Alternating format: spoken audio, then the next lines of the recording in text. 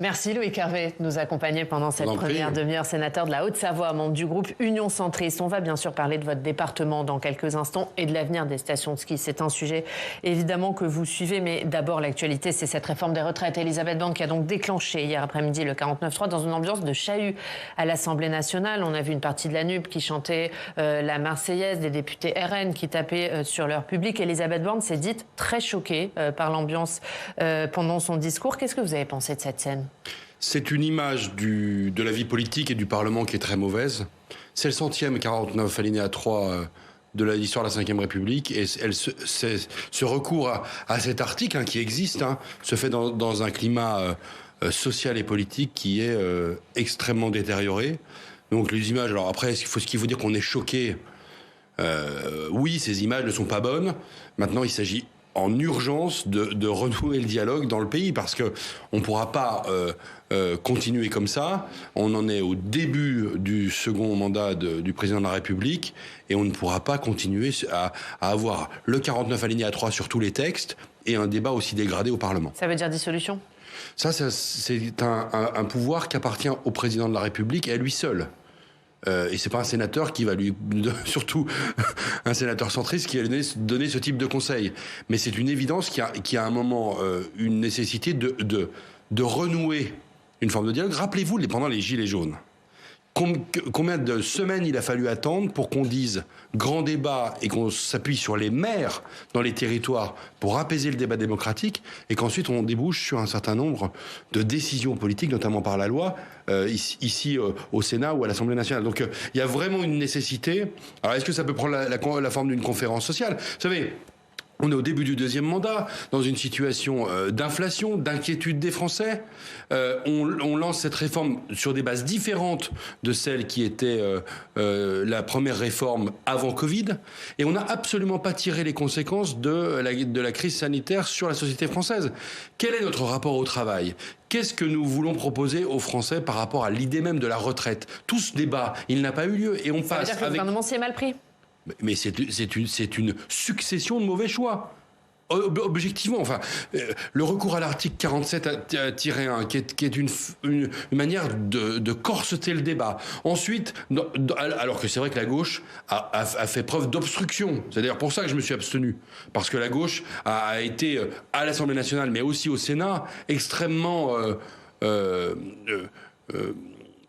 contraignante dans la volonté de ne pas aller au vote. Donc, c'est cet ensemble de mesures de procédure qui se finissent en point d'ordre par le 49 alinéa 3, ça pose une vraie difficulté démocratique. Et c'est une succession de mauvais choix, vraiment. Et sur un plan... alors, évidemment, rien ne peut justifier ce qui s'est passé hier soir dans les rues de Paris et des grandes villes de France. Mais sur un plan symbolique, ce sont des décisions extrêmement violentes. Vous le regrettez, cet usage du 49.3 ? Vous auriez préféré que l'exécutif aille au vote, quitte à le perdre ? Je vous le dis franchement, oui. Oui, parce que je suis un parlementaire et que je suis attaché au parlementarisme. Et que je pense qu'il faut qu'on admette que on gagne ou on perd. Et là, on va être on gagne, ou si on gagne pas, on gagne par la force. Ça n'est pas possible dans l'état actuel des forces politiques du pays. Je crois que, pour être très clair, le président de la République et le gouvernement n'ont pas encore intégré qu'ils étaient minoritaires à l'Assemblée nationale. Donc ça appelle à gouverner différemment, à gouverner davantage avec le Sénat, mais aussi à gouverner avec les forces politiques en présence à l'Assemblée nationale. Le groupe LR, les formations minoritaires de la majorité, le groupe Horizon, le groupe Modem, peut-être le groupe Lyot. Peut-être qu'on peut enfin rentrer dans ce pays dans une logique de majorité de projet, sans parler de coalition, mais où on va ouvrir la manière de gouverner. Ça n'est absolument pas le message qui a été envoyé hier. Et c'est pas selon vous, c'est pas ce qu'a essayé de faire le gouvernement avec les Républicains, notamment. Il y a eu beaucoup de concessions faites aux Républicains. Elisabeth Borne a d'ailleurs pointé leur responsabilité hier dans ce 49.3 en disant c'est le texte, ce sont les convictions qu'ils portent depuis des années et certains ne le votent pas. Alors il y a eu un travail d'amélioration significatif. Alors pas à l'Assemblée nationale puisque le débat n'a pas eu lieu, mais au Sénat avec les Républicains, notamment la majorité sénatoriale, pour apporter un certain nombre de correctifs. Je pense aux droits des femmes, je pense aux carrières longues, mais La réalité, je prends un exemple de collègues députés, les Républicains sur le terrain. Qu'est-ce qu'ils entendent sur le terrain?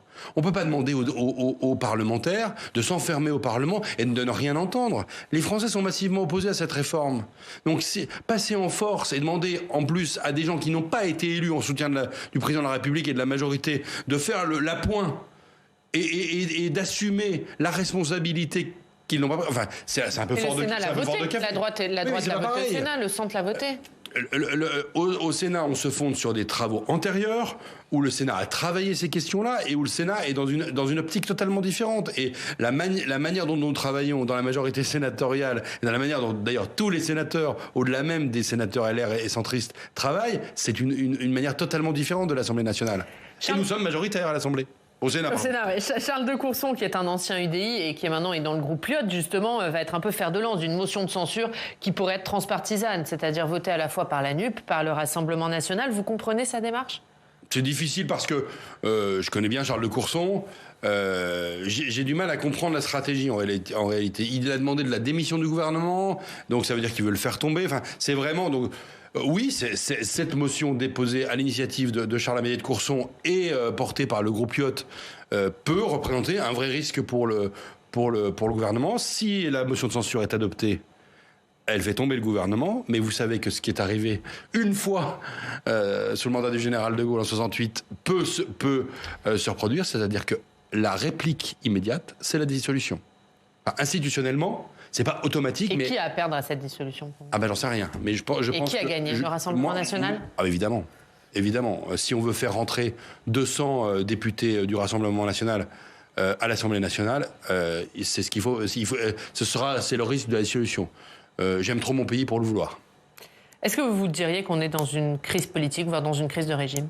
Incontestablement. D'abord parce que la Ve République est une république dans laquelle, normalement, c'est vrai qu'en 88, ça n'était pas le cas. C'est vrai que depuis 2022, ça n'est plus le cas. Normalement, après l'élection présidentielle, par réplique, on a une majorité à l'Assemblée nationale.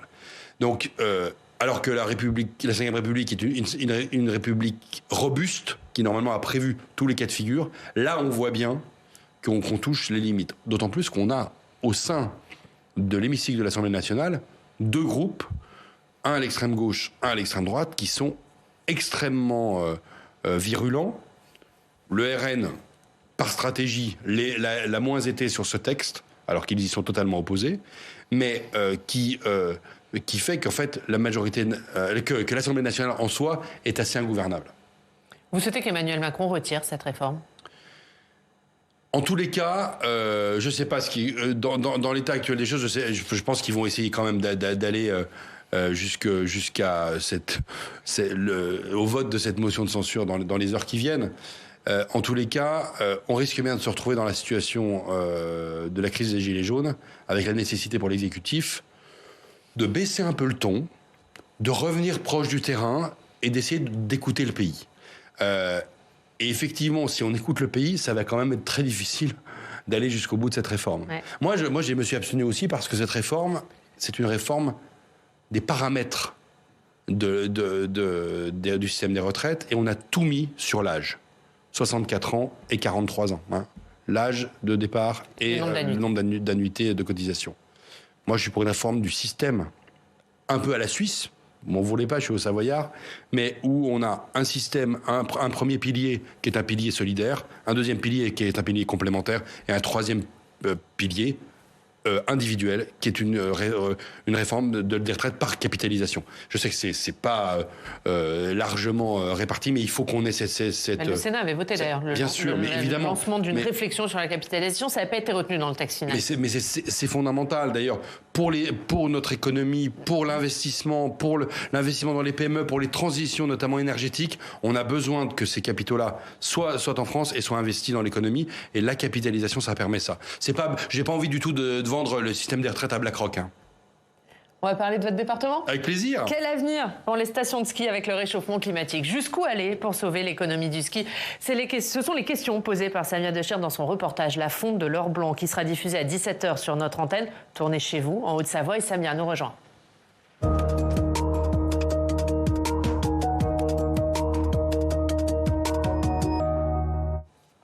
Bonjour Samia. Bonjour Oriane, bonjour Loïc Hervé. Bonjour.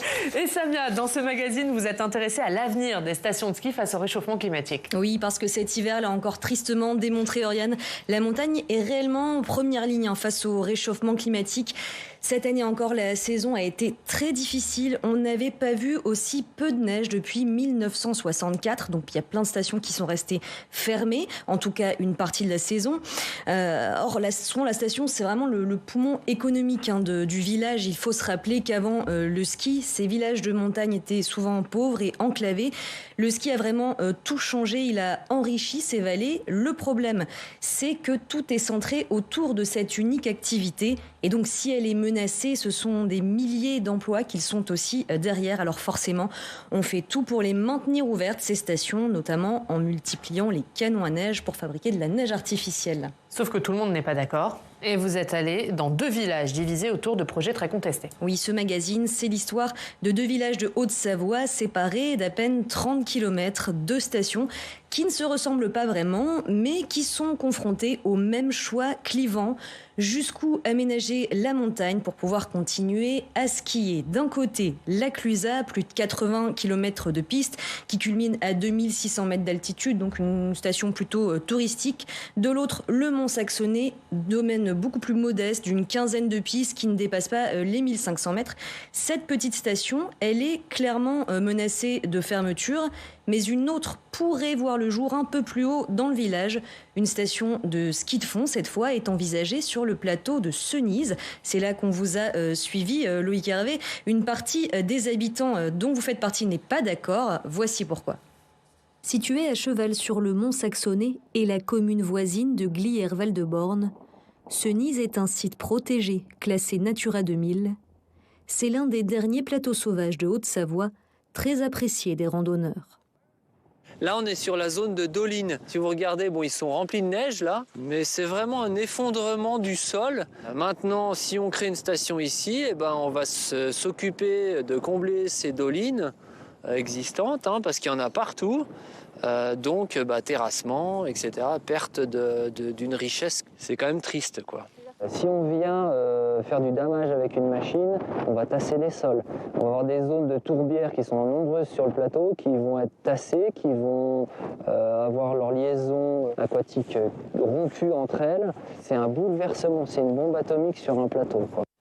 Loïc Hervé, vous avez grandi et vous vivez toujours à côté de ce plateau de Cenise qu'on vient de voir. Pour vous, c'est une aberration d'imaginer faire du ski de fond à cet endroit ? Moi, je pense que l'aménagement du plateau de Cenise, ça fait partie des choses qu'on doit s'interdire en 2023. Le sommet du plateau est à 1700 mètres. Vous avez vu les images, elles sont tournées au mois de janvier. Il y a eu de la neige depuis. Mais l'idée même qu'on puisse aménager ex nihilo ce plateau, envisager la construction d'une remontée mécanique, envisager d'avoir des pistes de ski nordique sur ce plateau, c'est une hérésie.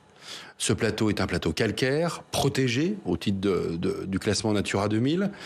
Il est très intéressant en soi. Beaucoup d'habitants de la vallée y vont se balader. Beaucoup de touristes sont intéressés par cet endroit. Il faut le protéger à tout prix.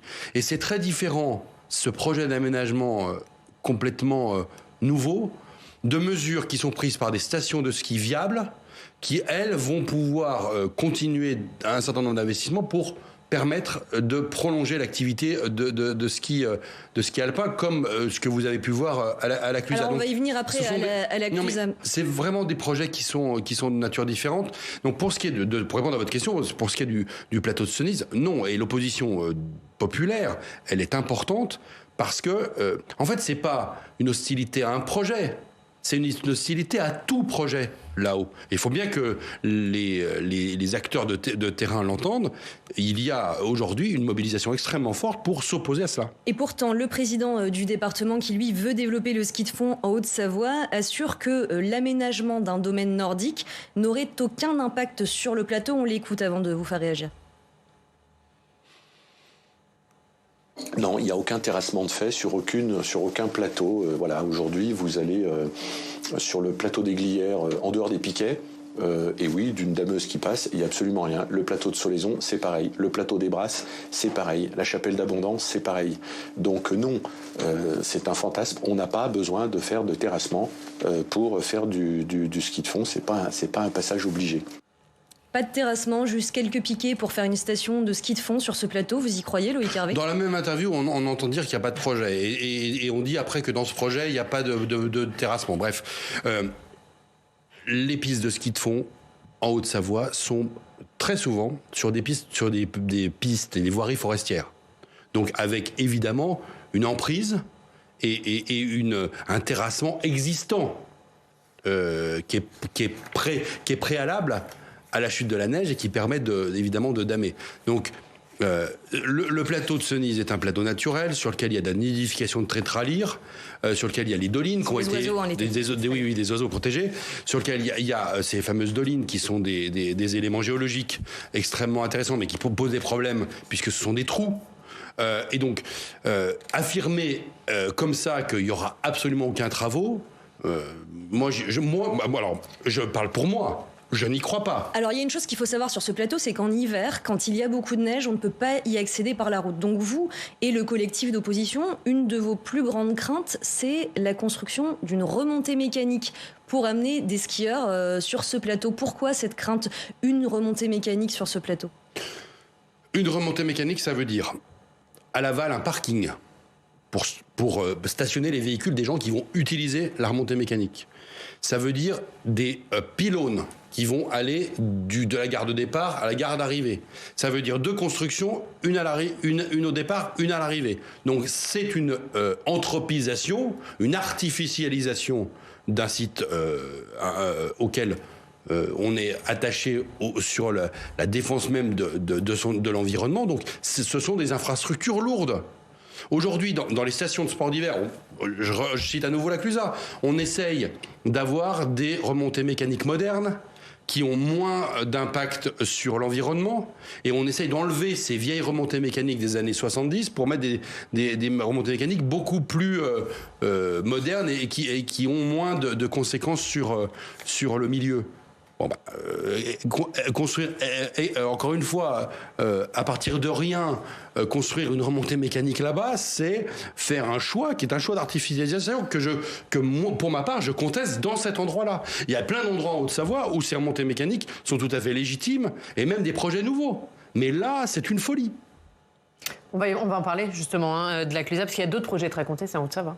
Oui, notamment cette fameuse retenue collinaire à la Clusa, qui est le deuxième village où on a tourné ce magazine.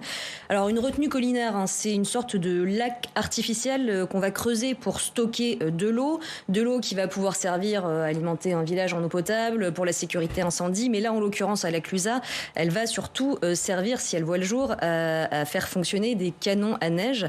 Le problème, c'est que la mairie a choisi un site qui est situé dans une zone humide, près d'une tourbière. On a suivi les membres du collectif qui s'est opposé à ce projet. Regardez. Là, on est face au bois de la Colombière, qui est menacé. On voit un peu dans la brume. Derrière ces arbres, la mairie de la Clusa prévoit de creuser une retenue collinaire de 148 000 mètres cubes, soit l'équivalent de 60 piscines olympiques. Les 2 tiers de cette eau doivent alimenter les canons à neige de la station. Le reste est censé fournir le village en eau potable. Alors ici, on est, on va dire, presque au milieu de la future retenue collinaire. Donc ici, ce serait creusé de plus de 12 mètres de profondeur ici, puisqu'on est un petit peu en surplomb. Donc on crée cet immense trou gigantesque. Donc tout ça n'existe plus. Toute cette biodiversité, tout ce qui repousse, toutes les espèces protégées sont censées avoir déménagé avant les pelleteuses. Et c'est pour ça qu'on se bat en fait. On se dit qu'ici, il n'y a aucun intérêt à saccager tout ça.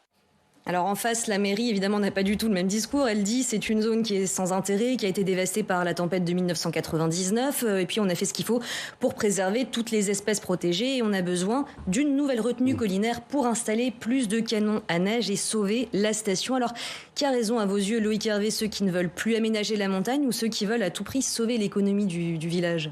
Oh, c'est plus compliqué que ça. Mais sur ce projet-là, et de manière générale sur la création de retenues collinaires en tête de bassin hydraulique, c'est une nécessité. Nous avons besoin en France de retenir bien davantage d'eau en amont de nos rivières pour précisément s'adapter au changement climatique. C'est vrai pour l'eau potable. En première raison, et notamment en Haute-Savoie, on va avoir besoin de ce type de réserve pour l'eau potable. C'est vrai pour l'alimentation en eau des troupeaux. On a en Haute-Savoie une activité pastorale qui est liée aux alpages. Et on a eu des alpages cette année où on a dû monter de l'eau pendant l'été. Donc il s'agit de retenir de l'eau pour donner à boire aux bovins. Troisième chose, et en tant que président des communes forestières de mon département, et je pense notamment à la Clusaz, on a besoin d'eau pour la lutte contre l'incendie. Parce que nous avons de plus en plus des incendies l'été dans des massifs où il y a énormément de conifères, qui sont calcaires, donc il n'y a pas de rétention d'eau possible, puisque l'eau s'en va dans la roche.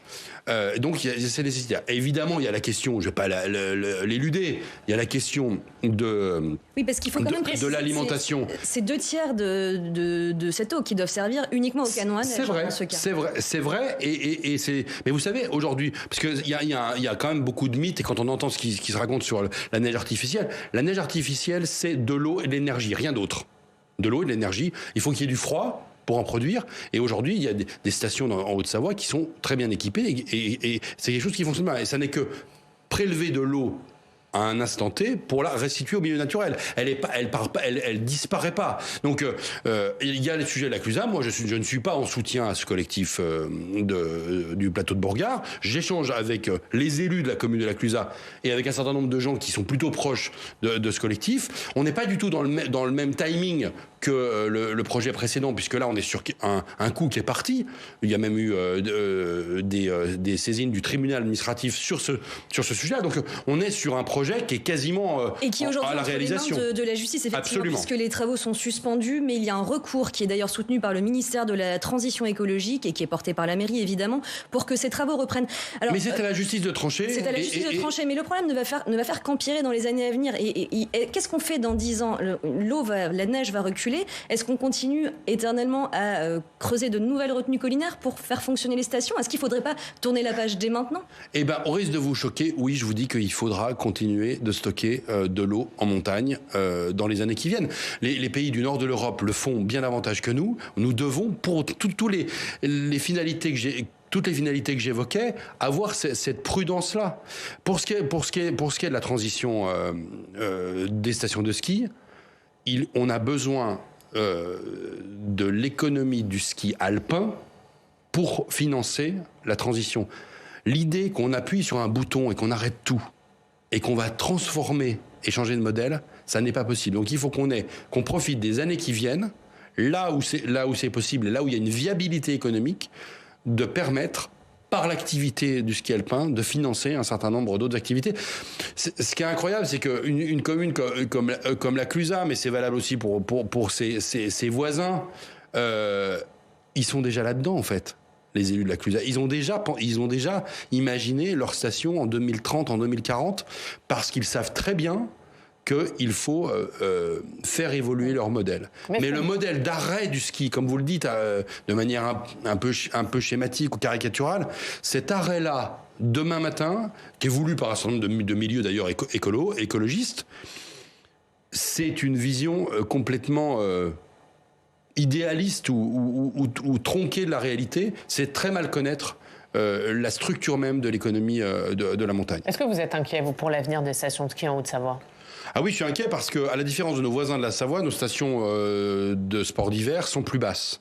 Et pour avoir fait du ski, c'est en famille, dans différentes stations de ski cet hiver, on voit que les conditions de ski au mois de février ressemblent souvent aux conditions de ski du mois d'avril, que les chutes de neige sont moins importantes. Donc il y a urgence à changer de modèle. Mais sinon, ça veut dire fermeture. Il y a des stations qui ont fermé. Il y a des stations qui ont déjà fermé, mais depuis une vingtaine d'années. Les stations les plus basses ont fermé. Et on voit d'ailleurs, dans les endroits où elles étaient installées, qu'il n'y a plus du tout de neige. Donc, où on n'aurait pas pu les maintenir. Donc oui, il y a des changements qui sont face à nous. Mais il faut, de manière volontaire, par l'action des élus locaux, par l'action aussi des grandes collectivités qui les aident, à pouvoir favoriser cette transition, mais elle passe évidemment par le maintien du ski alpin autant que ce soit possible. Merci Samia, merci beaucoup. La fonte de l'or blanc, c'est votre reportage et c'est à voir à 17h sur notre antenne avec vous. Très beau reportage. Notamment Loïc Hervé, très beau reportage. Oui, très beau reportage. On vous recommande.